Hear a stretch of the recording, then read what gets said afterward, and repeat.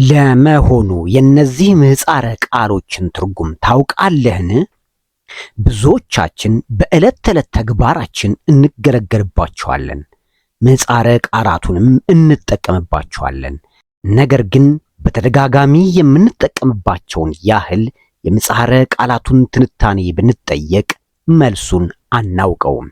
ለዛሬ በጣም የተለመዱና በየቀኑ የምንጠቀምባቸው እንዲሁም የምንጠራቸው ነገር ግን የቃላቱን የማሳጠሪያ ስያሜ ትንታኔ ምን እንደሆነ የማናውቃቸውን 7 ቃላትን አቀርብላችኋለሁ። ተከታተሉ። 1. ኤቲኤም አውቶሜትድ ቴለር መሽን። 2. ጂፒኤስ ግሎባል ፖዚሽኒንግ ሲስተም። 3. ዋይፋይ ዋየርለስ ፊደሊቲ። 4. ኤስኤምኤስ ሾርት ሜሴጅ ሰርቪስ።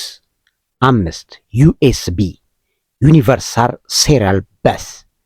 6. ፒን ፐርሰናል አይዴንቲፊኬሽን ነምበር። 7. ቪአይፒ ቬሪ ኢምፖርታንት ፐርሰን ናቸው። ዝግጅቱ እንደጠቀማችሁ ተስፋ አድርጋለሁ።